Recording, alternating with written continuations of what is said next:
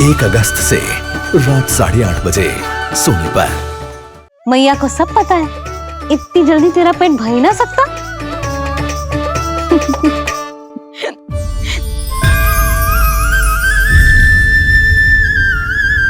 ये क्या है लल्ला? ये क्या था तेरे मुंह में, दिखा। ओहो, मैं तो भूल ही गया था कि मेरे भीतर ही तो सारी सृष्टि समाई हुई है।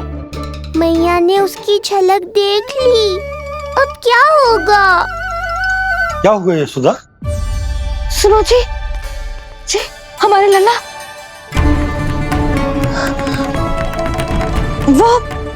वो इसके मुंह में। क्या? भूल जाओ ना मैया, कुछ नहीं था मेरे मुंह में। लल्ला मुंह खोल के बाबा को दिखा। अरे क्या देख रही है उसके मुंह में? अवश्य ही मेरा दृष्टि भ्रम होगा, किंतु ऐसा भ्रम। अरे बताओ ना यशोदा, या फिर मुहूर्त शीघ्र ना बताने की बात का प्रतिशोध ले रही हो तुम? ना, ऐसी बात ना है। तो फिर बताओ ना, क्या बात है? हा? मैंने लल्ला के मुंह में कुछ देखो। क्या देखो? अब फंस गया मैं। मैया बाबा को सब कुछ बता देंगी और राय का पहाड़ बन जाएगा। फिर कैसे संभालूंगा इन दोनों को? ऐसे लगो जैसे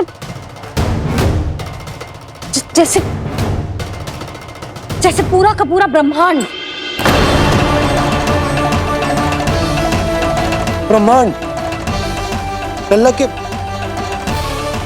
मुंह में।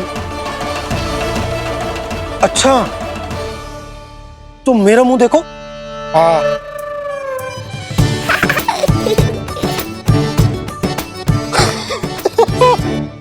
ब्रह्मा।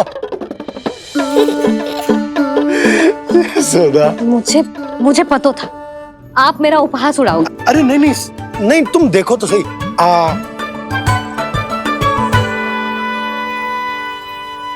ब्रह्मांड ना सही, गोकुल तो दिखना चाहिए।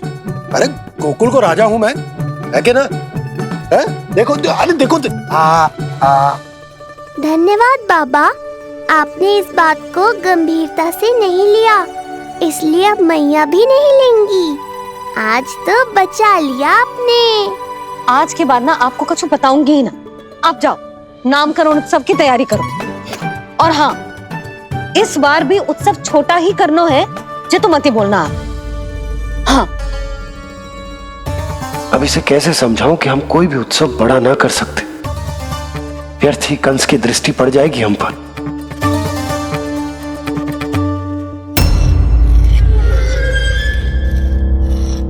लगता है आपके सैनिक और तलवार दोनों की धार कुंद पड़ गई है महाराज।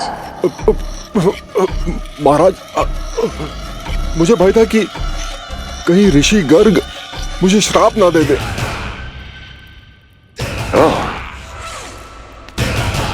तो श्राप से भयभीत हो गए दुर्जन, किंतु कंस तो कोई श्राप नहीं देता, सीधा मृत्यु देता है। ऐसा न करे महाराज, दया करे, दया निदान। यदि मैं उनकी इच्छा के विरुद्ध भीतर जाने की कोशिश करता तो जितनी सूचना मुझे मिली है उतनी भी नहीं ला पाता। तब आपको कैसे पता चलता महाराज कि आपकी बहन और बहनोई मात्र अपनी मृत संतानों के श्राद्ध के लिए वहां नहीं गए थे?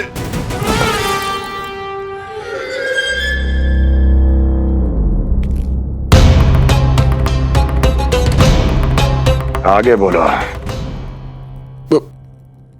पूरी तरह तो नहीं सुन पाया महाराज, किंतु मैंने स्वयं अपने नेत्रों से देखा है महाराज।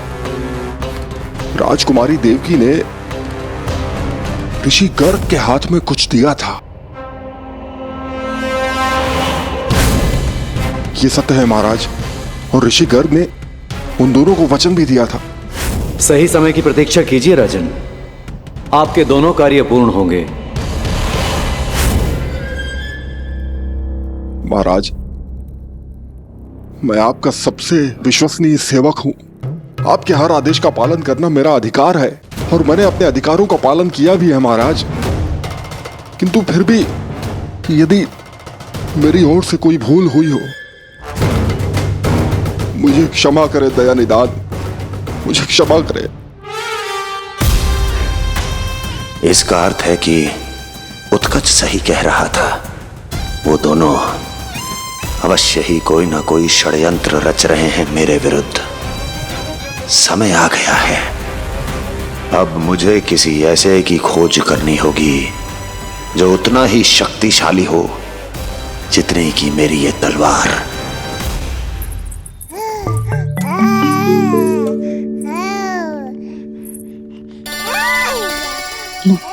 अभी से पुकारने लगो जी, अभी तो आई हो रसोई में।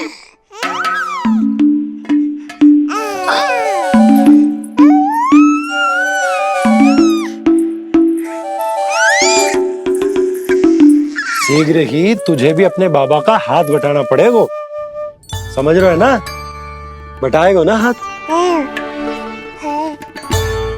अभी जो 100 दिन का भी ना हो और जे इस नन्हे से बालक को काम काज का भार सौंपने की बात करने लगे।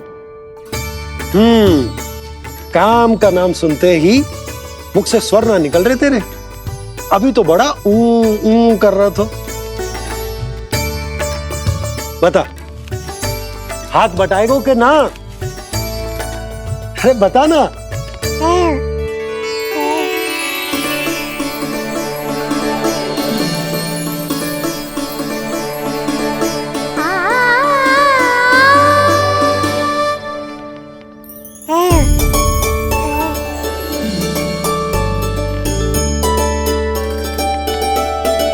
कल तू पूरा 100 दिन को हो जाएगा लल्ला। पंडित जी आएंगे, तुझे नया नाम मिलेगा। देखो तो मन में तो इनके भी कितना उत्साह भरो है, बस दृष्टि में मैं ही आती हूँ। और कल तुझे वो नाम मिलेगा लल्ला जिससे पूरा संसार तुझे पहचानेगा।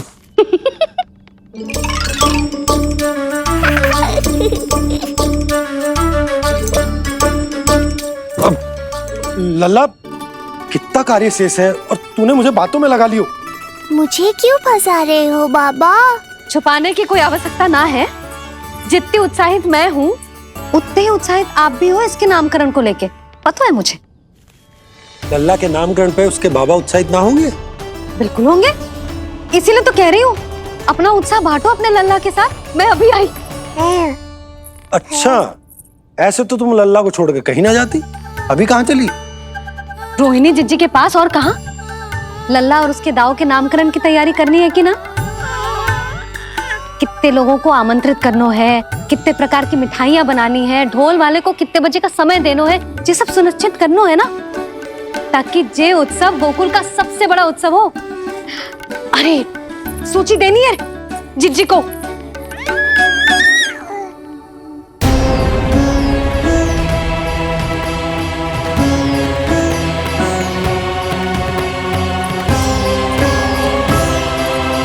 सबकी कोई आवश्यकता ना है। आवश्यकता ना है मतलब? कहना क्या चाहते हो आप? मैं ये कहना चाहता हूं कि यशोदा, सत्य तो ये है कि हमें दुख में ना अत्यधिक दुखी होना चाहिए और ना सुख में अत्यधिक उत्साहित।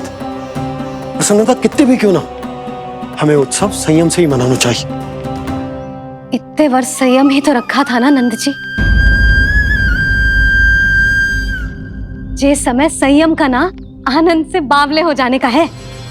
यशोदा, हम आयोजन छोटा ही करेंगे। मैं कुछ सोच समझ कर ही तो कह रहा हूँ। पर क्यों? मुझे भी तो समझाओ। हर बात समझाने की ना होती यशोदा। अच्छा, पति पत्नी में भेद हो तो है? ठीक, मैं कोई भेद ना रखूं। जो भी अब तक मैंने तुम्हें ना बताया है वो सब बताऊं। ओहो, क्या कर रहे हो बाबा? कंस के बारे में कुछ बता मत देना मैया को। वो मंगला है ना, उसने आज शाम को ही बछड़ा दियो और भाद्रपद का मास लगभग बीतने को ही है, तो धीरे धीरे शरद ऋतु आ जाएगी, दूध की हानि भी कम हो जाएगी। हाँ? और वो सरजू है ना, उसको बैग जी ने पूरे पखवाड़े का विश्राम के लिए कहा है। क्यों? क्योंकि वो ठाट से गिर गए थे और गिरते समय उसे भीतरी चोट लग गई थी। अरे और... बस बस बस, ये सब मुझे क्यों बता रहे हो? इसका नामकरण से क्या संबंध? तुम्ही ने तो कही ना कि पति पत्नी के बीच में कोई भेद ना होता, तो मुझे जो भी बात पता है मैं तुम्हें बताऊंगा। कितनी समझदारी से बात बदल देते हो आप, और भोली भाली मैं आपकी बातों में आ जाती हूँ और इस सब में असली बात तो रह ही जाती है। किंतु आज बात मेरे लल्ला की है, उत्सव तो विशाल ही होगा और इस बारे में कछु और ना सुनूंगी मैं। आप लल्ला का ध्यान रखो, मैं जा रही हूँ रोहिणी जी के पास। यशोदा,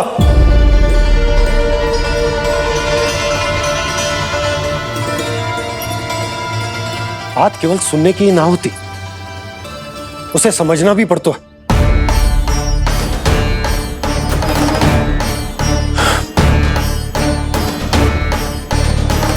विश्वास है ना मुझ पर? मैं कुछ सोच समझ कर ही कर रहा हूँ ना। उत्सव तो छोटा ही होगा।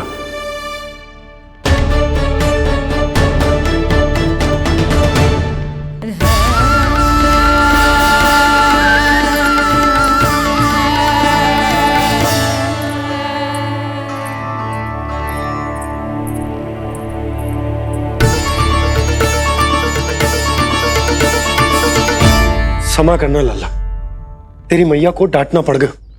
आपको मेरी सुरक्षा की चिंता है बाबा, समझता हूँ मैं, इसलिए आपने ये निर्णय लिया है।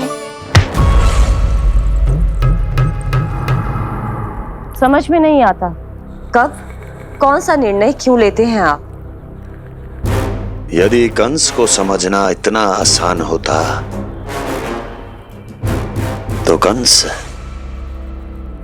नहीं होता। ये नया सिंहासन उसके लिए है जो मेरा विश्वास पात्र बनेगा। मेरे दाहिने हाथ की तरह मेरे मन के सबसे निकट होगा वो। मंत्री परिषद में विशेष स्थान की प्राप्ति होगी। मेरे बाद पूरे राज्य के लिए उसी का वचन होगा।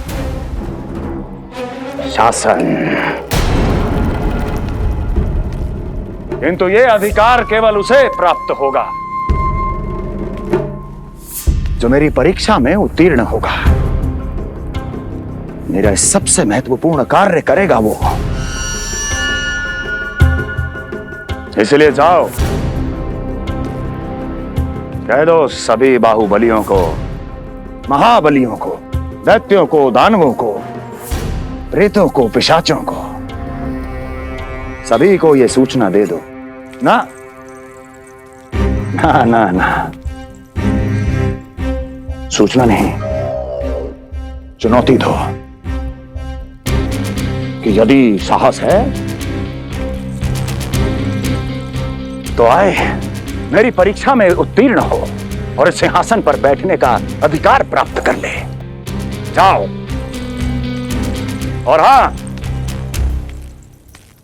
ये अवश्य कहना कि केवल वही आए जिनके हृदय में साहस का ज्वालामुखी धधकता हो, जिनकी तलवारें पर्वतों का सीना चीरने को व्याकुल हो, जिनकी संकल्प शक्ति इतनी दृढ़ हो कि मृत्यु से टक्कर ले लें। कायर नहीं चाहिए मुझे। जाओ। महाराज, आप जिसे भी ये विशेष पद देंगे, भविष्य में यदि वही हमारे शीश पर बैठ गया तो क्या करेंगे आप? पहले ऐसा कोई योद्धा सामने तो आए अस्ति, जो उस विष्णु के अवतार का संहार कर सके।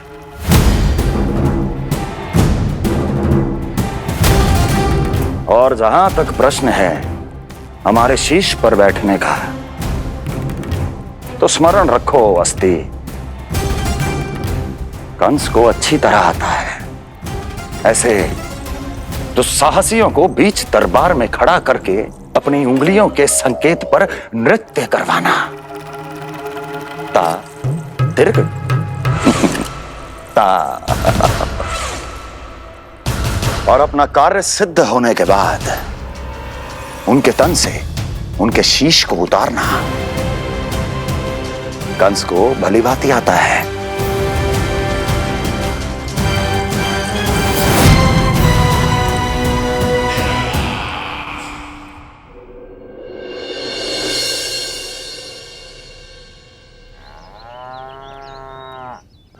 पूरे 100 दिन का होगा हुआ तो लल्ला, कम से कम 100 व्यक्ति तो आने चाहिए थे ना तेरे और तेरे दाऊ के नामकरण में। हाँ, अब तुम मुस्कुरा क्या रहो है? तू ही बता, जे भवन देख के लग रहा है कि यहाँ कोई उत्सव है? बिना अतिथियों के कैसा उत्सव और कैसा आनंद, तू ही बता। और मैं करूं भी तो क्या? पता है लल्ला, मुझे तो लग रहा है तेरे बाबा ना कंजूस होगा है। नहीं तो भला और क्या समस्या हो सकती है उन्हें बड़े आयोजन से? अरे गोकुल के राजा का लल्ला है तू, राजकुमार। यदि तेरा आयोजन बड़ा ना होगो तो भला किसका होगो?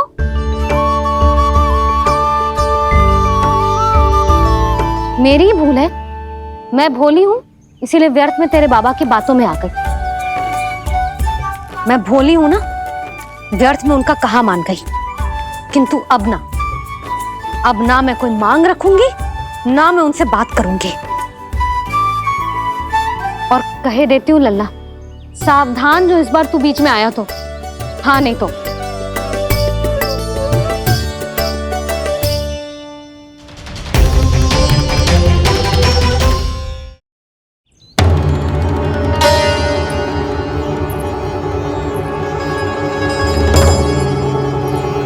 क्या होगा?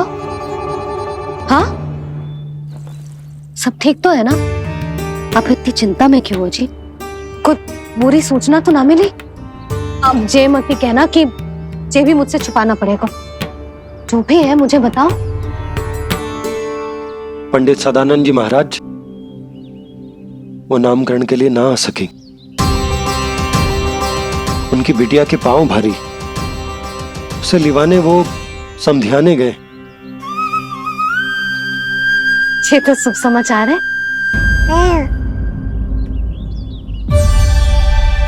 किंतु मेरे लल्ला का नामकरण अब वो सही मुहूर्त पे कैसे होगा? वही तो समझ ना आ रहा। ऐसे मन छोटा करने की आवश्यकता नहीं है मैया बाबा।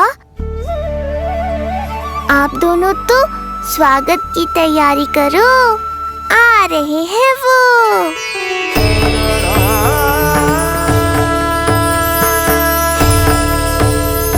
लो, आ गए वो जिनकी मुझे प्रतीक्षा थी।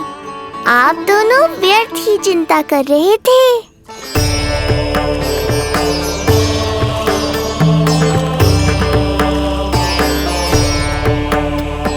अब कौन करेगा मेरे लल्ला का नामकरण? ऋषि गर्ग, नंदराज, रानी भाभी, महान ऋषि गर्ग हमारे गांव में पधारे हैं।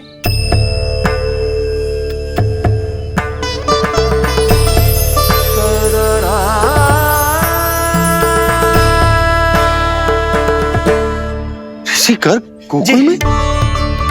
हाँ नंदराज, और कह रहे थे उन्हें यादव राज वासुदेव जी ने भेजो है रानी जी के पास। अरे तो तुम लोग खड़े खड़े क्या देख रहे हो? जाओ उनके सत्कार की तैयारी करो।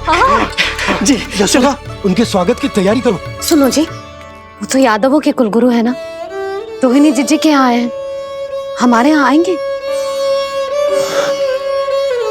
आप देखती जाओ मैया, वो सीधे हमारे घर ही आएंगे।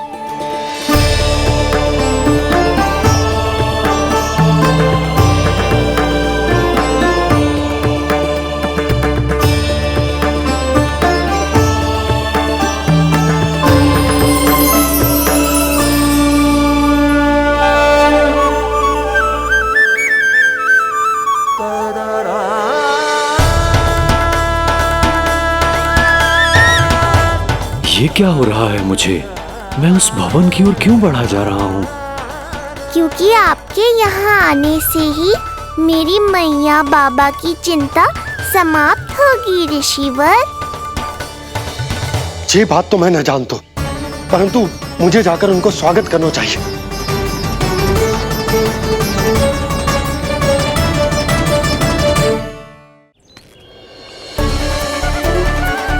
गुरुदेव, कल्याण हो। भगवान श्री नारायण के महान भक्त आज हमारे गांव में पधारे। हमारा जीवन सफल है गया आज। वो भवन आपका है नंदराज? आपके शुभ चरण पड़ेंगे तो हमारा जय भवन पवित्र हो जाएगा। इतने बड़ी ऋषि अगर हमारे घर पधारेंगे तो हमारे तो भाग्य ही संवर जाएंगे। मैया आपके दर्शन को तरस रही है ऋषिवर। संकोच मत कीजिए, अब आप ही जाइए। पधारिए गुरुदेव। न जाने क्यों मेरे पांव अपने आप ही आपकी भवन की तरफ जाने को व्याकुल है नंदराज। पधारिए गुरुदेव, आइए।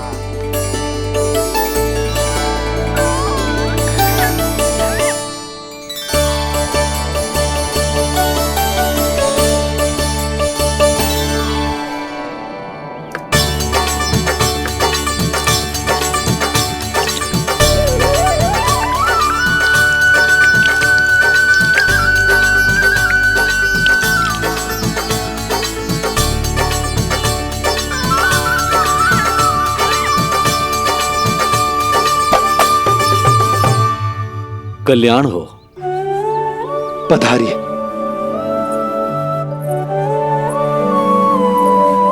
आया तो था मैं रानी रोहिणी के भवन में, पर पता नहीं कैसे यहाँ खींचा चला आया।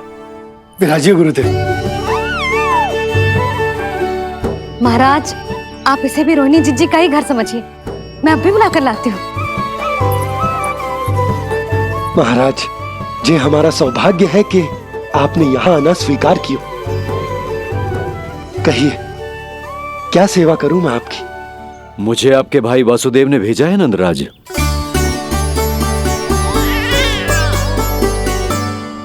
प्रणाम गुरुदेव।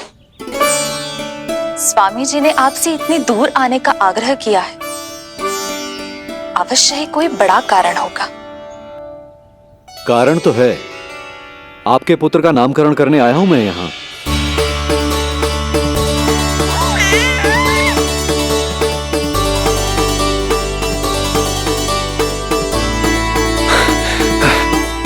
ऋषिवर, तब तो आप अत्यंत ही शुभ दिन पधारे।